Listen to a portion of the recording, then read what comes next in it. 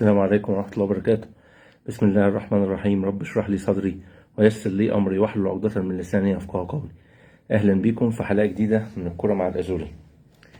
النهاردة كده هنتكلم عن الماتش اللي فات بتاع الزمالك سريعا كده، وعلى الصياح بتاع الإعلام الأحمر ده عشان البلانت اللي ما تحسبش ده.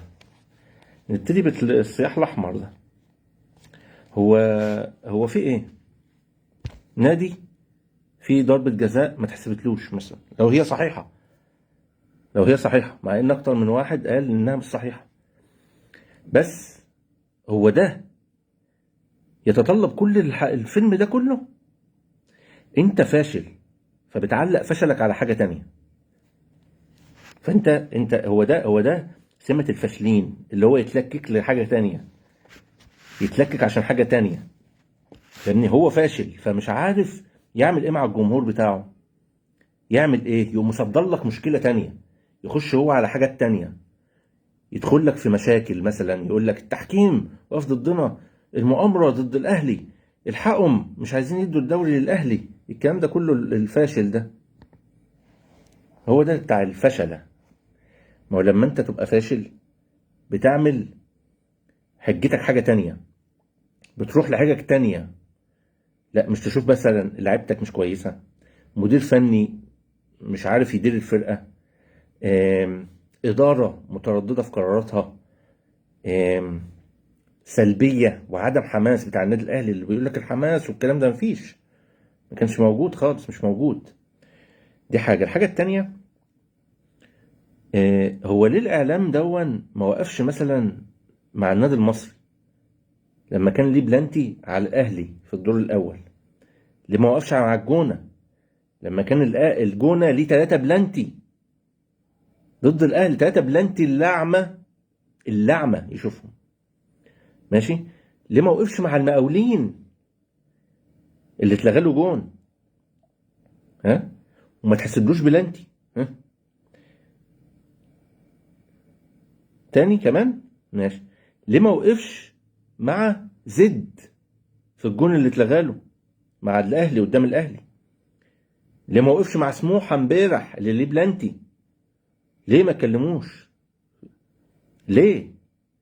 ولا انت لما تكون مع الاهلي بس تقف حلو جميل، تبقى مع الاهلي تبقى تمام، لما تقف مع الاهلي تبقى تمام، انما انت لما تقف مع الفرقه التانيه اللي مش محتاجه الاعلام بتاعك، المفروض انت تقف مع الفرقه الضعيفه اللي ما حدش بينده لها. زي مثلا المصري كان ليه بلانتي ما حدش يتكلم، الجونه ليه 3 بلانتي في ماتشه مع الاهلي ما حدش يتكلم ليه. المقاولين الجون اللي اتحسب له اوفسايد ده، اتحسب اوفسايد ليه؟ مع انها كانت لعبه جديده. هو الولد كان اوفسايد، ايوه اهو ماشي انا معاك، بس مش اتلعبت لعبه جديده. مع زد الجون اللي اتلغى ده اتلغى ليه وهو مش اوفسايد؟ مع سموحه امبارح ليه الصياح ده كله ليه؟ عشان فرقه ما تحسب لها بلانتي، وهو الفرقه دي اللي ما تحسبلهاش 2 بلانتي في ماتش السوبر الاولاني. ما سمعناش الصياح ده ليه؟ في بدايه الموسم في السوبر المصري ما سمعناش الصياح ده ليه؟ ما دفعتش عن سيراميكا ليه؟ م? انت كاعلام كده ما دفعتش عن سيراميكا ليه ساعتها؟ ليه؟ ليه كل ده ليه؟ عشان ايه؟ عشان هو فاشل فعايز يعطل ويبين حاجات تانية، يشغل جماهيره في حاجات تانية. الناس دي واقفة ضدنا، الحكم ظالم، مش عارف. طيب محدش يتكلم ليه عن اللي حصل بعد الماتش؟ قلة الأدب اللي حصلت بعد الماتش ده. حتى لو ايه يا عم، حتى لو انت ليك بلانتي، حتى لو ما تسيبلكش جون تعمل كده؟ طب لعيبة الجونة ما عملتش كده ليه؟ لعيبة المصري ما عملتش كده ليه مع الحكم؟ لعيبة المقاولين ما عملتش كده ليه؟ لعيبة زد ما عملتش كده ليه مع الحكم؟ هو ايه الارهاب ده؟ يعني مش فاهم ايه الارهاب ده، يعني مش فاهم يعني ليه الارهاب ده ارهاب للتحكيم. بعد كده الحكم اللي ينزل هيموت لو ما اي حاجه لو فيها شك للاهلي هيحسبها. وده بقى انا بحذر نادي الزمالك منه. ليه بقى؟ ليه؟ لان انت خلي بالك لازم انت تخلص، ما تستناش حكم يحسب لك حاجه، لانه مش هيحسب لك حاجه وهيحسب عليك عشان يرضي الناموس. وخلي بالك انا عن نفسي، انا عن نفسي اهم حاجه للزمالك الكونفدراليه، لان هم كده كده عايزين يرادوا الاهلي، فاوعى الزمالك تفرط في الكونفدراليه. انا كده كده اهم الزمالك الاول لازم يكون الكونفدراليه، لان دي اللي هتولعهم، ان هو خرج من افريقيا وانت هتاخد ان شاء الله الكونفدراليه، فهي دي اللي هتضايقه بقى. لازم يكون تركيزك على الكونفدراليه جامد جدا. ماشي، هنخش تاني على الكونفدراليه بس لما اخلص بس. الكابتن اللي اسمه بلال ده، اللي اسمه احمد هلال ولا اسمه إيه؟ الواد اللي كان بيلعب في الاهلي زمان اسمه احمد بلال، اللي بيقول ناصر منسي لا مش مهاجم ومش مهاجم وهو عمل ايه. طيب يا سيدي هنشوف. طب انت عملت ايه؟ انت عملت ايه؟ انا عايز اعرف انت عملت ايه. ما عملتش حاجه، ولا شفنا لك عملت حاجه اصلا لمصر ولا للنادي الاهلي. مش فاكر ان انت عملت حاجه للاهلي مثلا. عملت ايه للاهلي؟ مش فاكر. دي حاجه. الحاجه التانيه، ناصر منسي حقق بطوله الامم الافريقيه تحت 23 سنه اللي وصلت مصر لاولمبياد 2020. نسيها؟ افكرك كان معاه مين. كان معاه مصطفى محمد، كان معاه آه اللهم صل عليك يا نبي، رمضان صبحي، كان معاه فتوح، كان معاه صلاح محسن، كان معاه كريم العراقي. يعني ناصر منسي حقق لمصر بطولة الأمم الأفريقية تحت 23 سنة. اه وكمان حقق السوبر الأفريقي مع الزمالك، اللي انت قللت من الزمالك ساعتها. هو عشان كده انت محروق منه، عشان لبكه، فانت متضايق. وانا بقول للكابتن حسام حسن اهو، ناصر منسي يتحط اول واحد في القائمه بتاعت المنتخب على الاسيست اللي عمله في ماتش الزمالك مع بتزيرا. ده لعيب فورمه، لعيب متكامل، لعيب مركز في كل حاجه. لازم ناصر منسي يخش المنتخب اول واحد يتحط، ناصر منسي، لان هو اللاعب الوحيد في مصر دلوقتي اللي يمكن على مدار 10 مباريات متتاليه مستواه ثابت، بيقدم مهام مركزه كويس، بيقدم مهامه اللي عليه مع الخصم سواء في الدفاع سواء في الهجوم كويس، غير واجبات مركزه. ما في مهام غير واجبات مركزه انا بعملها. ده كان بتكلم الكلام اللي الناس اللي بتفهم في الكوره، مش الناس اللي على قدها دي. اللي هو الواد ده اللي اسمه الكابتن ده بلال ده اللي بيكلمهم، اللي هم عودوا الناس على الغلط لغايه لما بقى الغلط عادي، ان هو يكذب ويقول النصر المصري لا لا مش فرود. امال مين اللي فرود يا ابني؟ امال مش مين اللي فرود لما يبقى هو ده دلوقتي اللي باين ان هو هداف مصر الاول، وهداف الاحسن دوري، احسن هداف في الدوري دلوقتي. بيخلق لنفسه فرص، بيخلق لزمايله فرص، بيعمل اسيستات، بيعمل كل حاجه. وانا مش فاكر برضه، ممكن يكون ناصر المنسي خلي بالك حقق بطوله السوبر المصري مع طلائع الجيش، بس انا مش متاكد من دي. انت بقى عملت ايه يا ابو الكباتن؟ ما عملتش. كل اللي انت قاعد تعمله ان انت تضلل الناس، بتضحك على الناس لغايه لما تعودوا على الغلط والكذب اللي بقى عادي بالنسبه لهم، ان هو يضلل ويكذب. خليتوا الناس تكذب وتضلل، ما بتقولش الحقيقه. انتوا اللي عودتوا الناس على كده، اللي زيك وزي الاعلام الاحمر المزيف اللي عامل قاعد يصيح علشان بلانتي مش بلانتي، وما تحسبش الفرقه دي نفسها في الدور الاول، مع ان لعيب الاهلي مادد ايده. غير دي الكره هي اللي رايحه لايده، واللعيب ماشي كده قامت الكره جايه له وهو بيبعد ايده.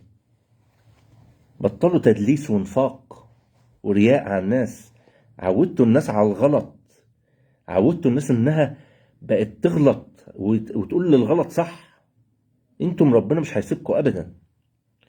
نخش بقى على الزمالك الماتش اللي فات لعب ماتش تكتيكي على اعلى مستوى، بس لما خرج بزيرة اتأثر. لما خرج بزيرة الزمالك اتأثر. ليه بقى؟ ليه؟ علشان معتمد غير. يعني لما نزل احمد شريف ما كانش المفروض ينزل احمد شريف، كان المفروض ينزل بنتايج، كان المفروض ينزل بنتايج من الاول ويقوم زائر فتوح قدامه. بالمناسبه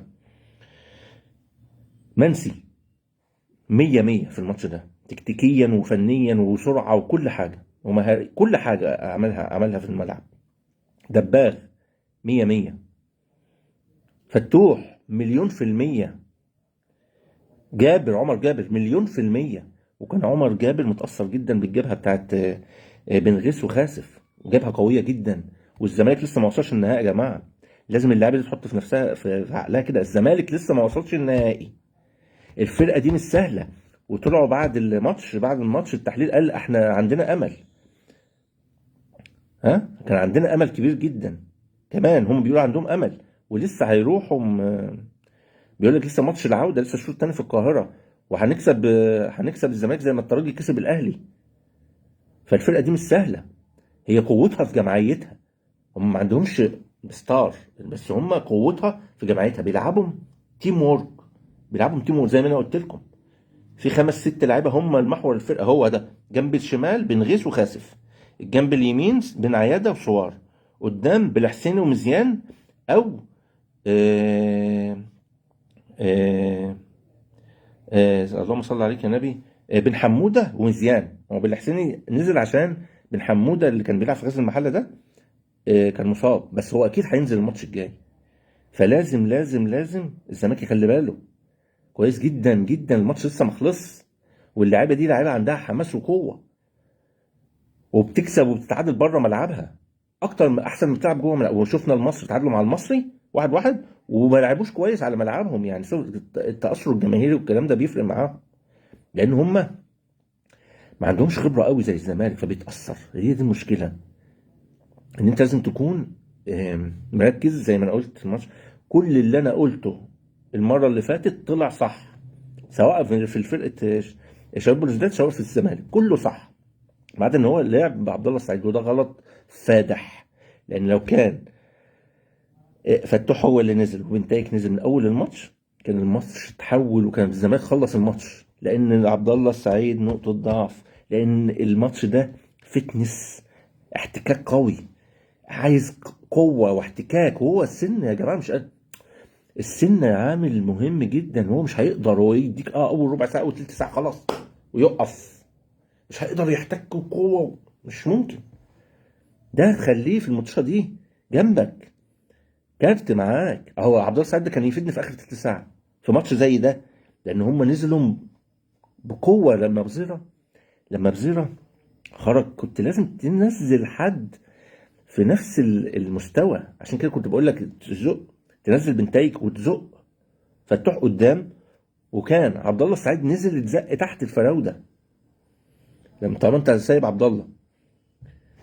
فكان لازم او كان بقى، يعني لو كان المفروض يعني اسمه ادم، اسمه ايه ده، مش عارف اسمه ايه، لعيب الزمالك بتاع ابو شعر ده. فكان لازم لازم كان الزمالك ياخد باله. كايد ادم كايد كان ده ينزل مكان السعيد على طول، لان السعيد بان عليه اجهاد، مش قادر ياخد نفسه، العيال بتجري وفتنس عالي. فلازم تاني ان شاء الله نطلع فيديو قبل الماتش الجاي اقول لكم برضو ايه اللي يحصل مبدئيا كده. التركيز وانا هناك الفيديو الاولاني قلت لكم لا، احنا الماتش بيلعب بره ارضنا، يبقى عايزين ايه؟ نمره واحد ما تخش فيها جون، وازاي اعرف اجيب جون؟ لا، الماتش ده هنا بقى يبقى على ارضنا، اعمل ايه بقى؟ ازاي اجيب جون واثنين وثلاثه واخلص على الماتش خالص، وقت للماتش. هو ده لازم الاستراتيجيه بتاعتك في الماتش الجاي تبقى كده. الزمالك لعب خطه 4-3-3 ممتازه تكتيكيا وفنيا وكل حاجه، بس الماتش بقى اللي على هنا مش هيبقى فيه يعني لازم اخلص الماتش، اكون او لا اكون اول ربع ساعه. لو الماتش ده اول نص ساعه عدت من غير ما الزمالك يجيب جوان هيبقى فيه خطر، لان اللعيبه دي لعيبه متحركه، لعيبه سريعه، لعيبه تكتيكيه. خليكم فاكرين الكلام اللي انا بقوله ده. والماتش لسه الزمالك لسه ما وصلش النهائي، وده حاجه مهمه جدا، لازم اللعيبه تحط فكرها في كده.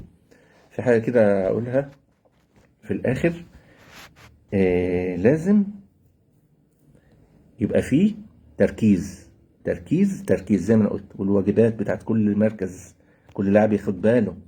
والجبهه بتاعت الشمال بتاعت بن غيث وخاسف مهمه جدا، خطر جدا. الجبهه بتاعت اليمين صوار بصوار وبن عياده، وقدام الاثنين الاسترايكر مازن ده هو اللي لف الكره وجابها في العارضه، زي ما اللي انا قلت لكم عليه بالظبط حصل في الفيديو الاولاني. واللي بالحسيني ده اللي كان نازل مكان بن رمضان بن حموده، خلي بالكم. وما تنسوش بقى اللايك والكلام ده والشير والحاجات دي. بس خشوا بقى واتفرجوا على يعني حبايبنا وكده، يخشوا على القناه على اليوتيوب ويتفرجوا على الفيديو برضو، وما تنسوش اللايك والكلام ده. وشكرا ليكم، وما تنسوش الكرة مع الازوري هتكون جميله وبيوري. السلام عليكم.